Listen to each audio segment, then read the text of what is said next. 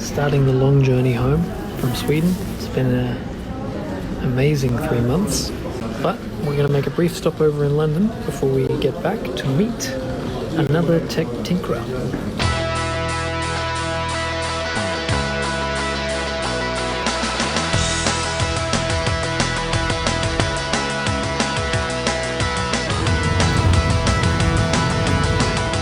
Hello, warm welcome to London Heathrow.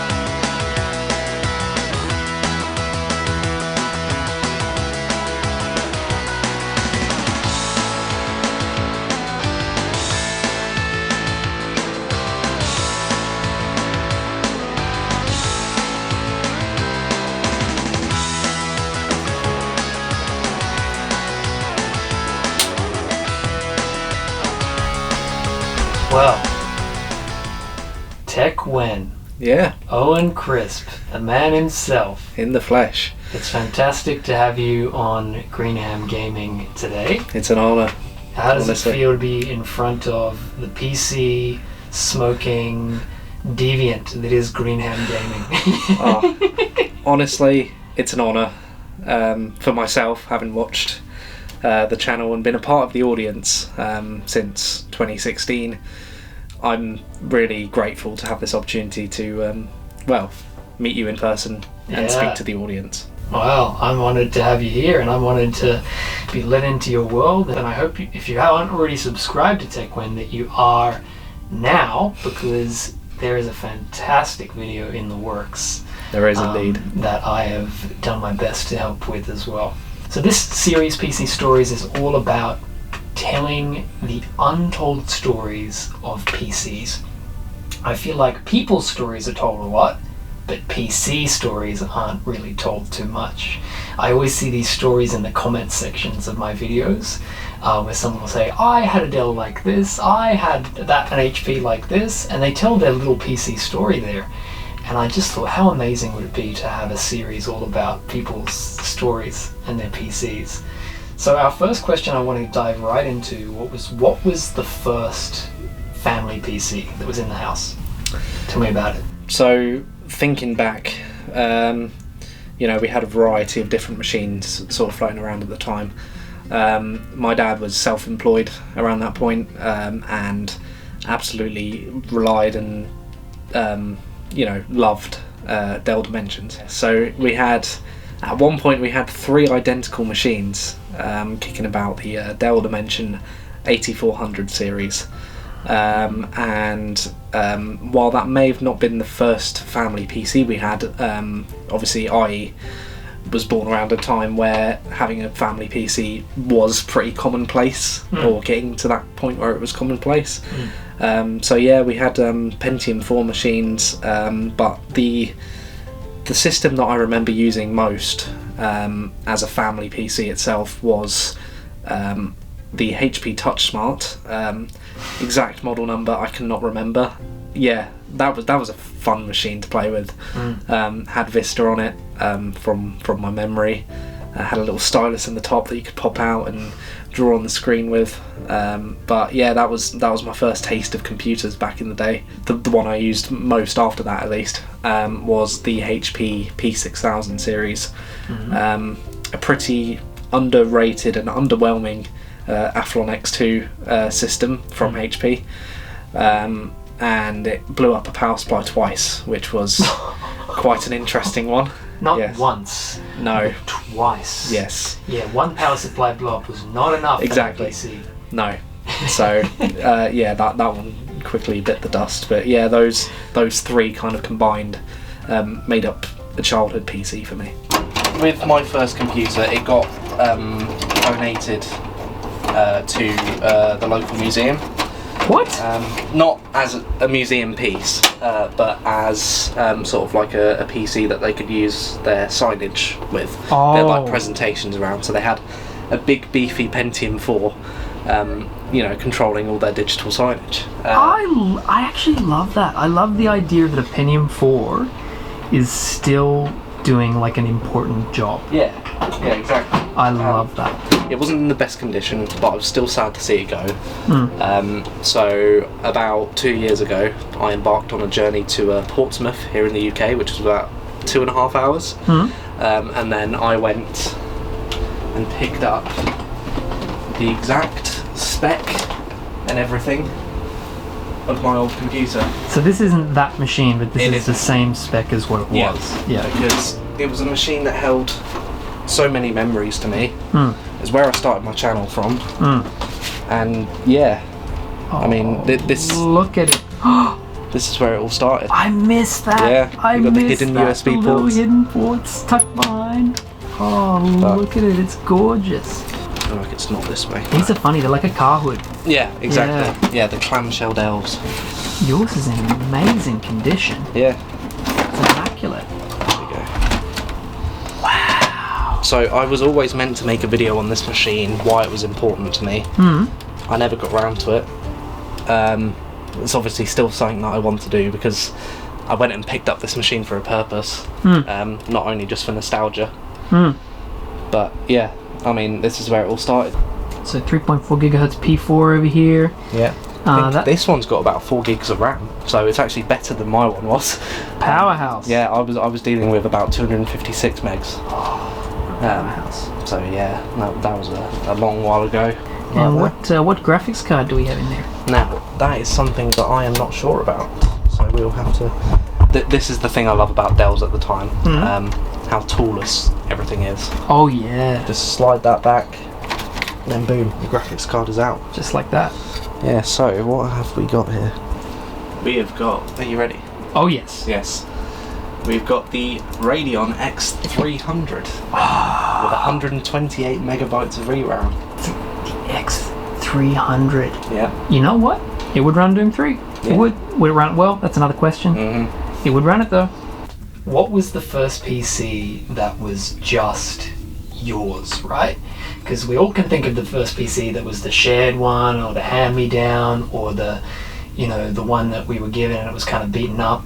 What was the one that was the first PC that it was Owen's PC, So automatically I would turn my mind to a Dell Dimension 8400. Obviously you did say about it being a hand-me-down. It was, but it was also the computer that I made a variety of my first videos about and on. Yeah.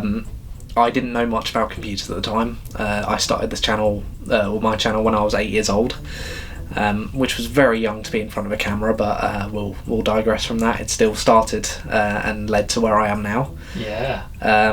But yeah, that computer, I loved it. It saw a different variety of operating systems through the years. It had XP on it, obviously from factory, then moved up to Windows 7 with 256 megs of RAM. That was not fun at all. It was fine in XP, but not so much in 7. Exactly. And then from there, I started experimenting with different sort of Linux distributions, so I put Ubuntu on it at the time.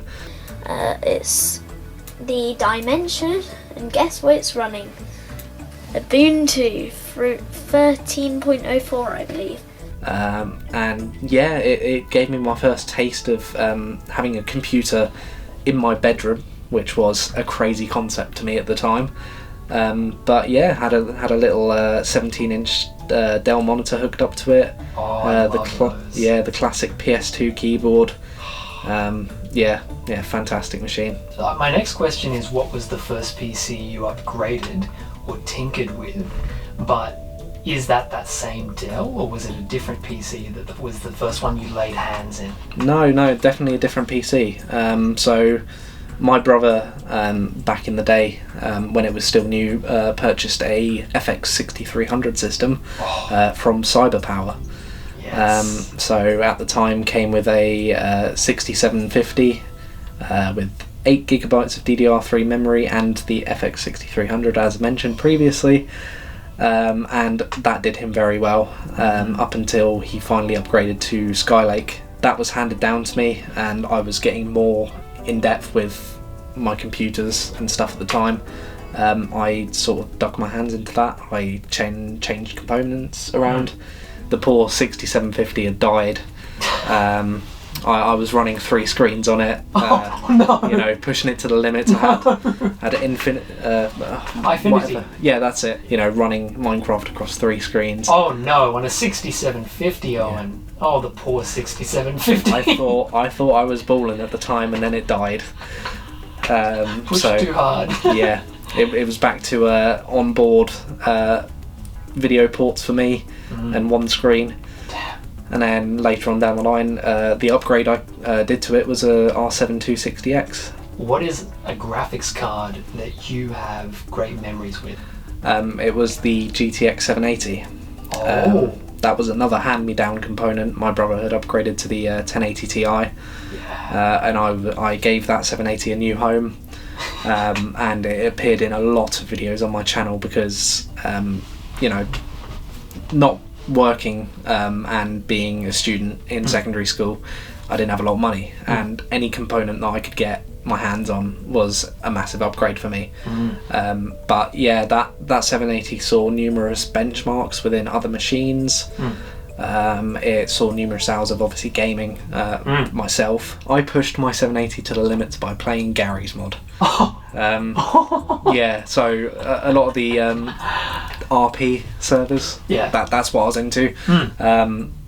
You know, I don't know. I don't know why I played them, but you know, I got so many hours in Gary's mod because of it, and on that card. Coming from that the R7 260 to a GTX 780 was mind blowing. That I could suddenly actually run at a decent frame rate. But it's testament to you got to start somewhere, and you know, being more grateful of lower end components. When you finally upgrade, it's just a massive jump. Around this room, there are a lot of classic Macs. Okay. There are. So what is it about classic Macs that interests you, that excites you? So Macs have always been a part of like my interest in technology and stuff. A lot of my early influences in terms of YouTube channels revolved around PowerPC and the older, obviously, Mac processors and stuff like that. One of my dream computers growing up was an iBook, funnily enough. That's back when they were actually still usable and somewhat up to date. And I just really wanted one, and you know, that sort of stuck with me ever since. I suppose what draws me to them is the design language. New Macs, I will admit, very sexy machines. They're very sleek, refined. Looking back on Apple's design language and how it's progressed over the years, you see where they've come from, the steps they've taken along the way. I mean, I've got an iMac G3. That was a revolutionary machine back in its day. The iMac G4, absolute strange machine, but you know, it still made a difference and an impact. And I suppose I just wanted to collect the machines that stand out from the crowd, that, you know, people will ask questions about years down the line. But for myself, yeah, it all started just from wanting a machine that was pretty current at the time, and then obviously became obsolete, and just developing from there. This is my favourite by far machine, which is my iBook G3 Snow. Your current PC, your daily driver, what is it, and what's the story behind it? My daily driver, which is hooked up behind me here, is the M2 MacBook Air. I kept a close eye on Apple Silicon and how it was progressing, and you know, they got over some hurdles at the M1, and then I thought, you know what, I'm going to give it a shot, I'm going to go for the M2. But there is a story behind why I wanted specifically a MacBook Air.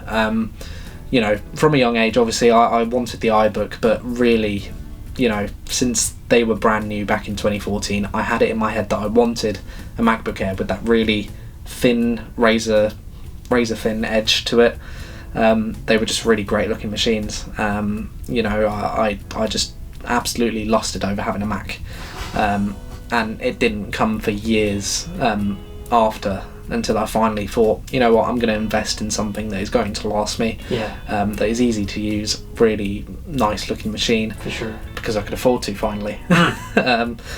But yeah, no, that's where my roots of having a MacBook Air trace back to. Right. I had another one along the road. I had a 2014, Yeah. but you know, it was at a point when it was becoming obsolete, and I just had to say goodbye to it. How are you finding the M2 Air? I'm loving it.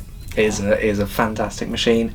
I haven't quite pushed it to the limits yet, as I obviously haven't been making videos for a while, but I'm sure it'll be able to handle some video editing. I'll push it to the extreme. I play some games on it. I run Parallels for Windows, but overall it's a fantastic machine that I just use every day, and it hasn't let me down. What PCs did you have in school? Because, I mean, growing up in Australia, we had Lenovo machines. I've talked to you a little bit about what we had. And it's a question I love to ask people, because wherever you are in the world, they have a completely different answer, because the government there obviously bought different PCs. Yeah. So what PCs did the UK government get for your school? So I remember first off having the Optiplex GX series, the clamshell small form factor machines. Yes. Absolute thermal beasts with a Pentium 4. And you know, in an IT lab with no air conditioning, you could definitely feel it back in the day.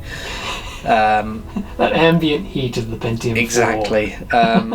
Yeah, later on we when I went to secondary school, we had a few different machines. They went the custom built route, funny, or like the system integrator route, with FX 4300s, and then later getting some of the small little thin HP systems, which they swapped to. You have the Techwen channel, and I could ask you 20 questions about Techwen, but the one I really want to ask is, what is the video that you made that has made the most impact on you, or that you remember the most fondly? Thinking back to it, when I made a collaborative video building a £5 PC, that basically kickstarted what I have today. Being able to see a new audience and show off a cheap PC really had an impact on my channel and what I do now. You know, it was a Athlon Dell Dimension, which I've still got. I'm still keeping to this day, and I plan to keep as long as I can. But yeah, no, it was a fantastic machine. Well, in terms of performance, it wasn't great, but it still means a lot to me, and I plan to keep it. If there's anyone out there, I mean, wow, what a cliched interview question. But if there's anyone out there that you would give one piece of advice to on their PC journey, something you wish you knew at the start of it, that can be very generic or it can be very specific, what would it be? Just get stuck in. Literally, it's that simple. I know there's a lot of people I've spoken to over the years who are so afraid of touching any components in their computer, or, you know, going near it. You know, they'll take it to a repair shop to get it sorted. You know, same with people who own cars. They sometimes want to stray away from that. But my best advice, if you want to learn about computers, just get stuck in. You know, you can read plenty of forums online to figure out what you're doing. But worst case, you know, just get stuck in. Yeah, open up a computer, have a look inside, see how everything connects. Yeah. Put the RAM in wrong a couple times and Yes. work out that you just need to put it back in, you know. We've all been there. Yeah, you know, absolutely. Well, Owen, it's been an absolute pleasure having you on PC Stories. Absolutely. And I'm so excited to see the trajectory of your life as you go forward into whatever that may be. And it's been an honour to speak with you in my time here in the UK. No, not a problem at all. Yes. Thanks again for watching, and good night.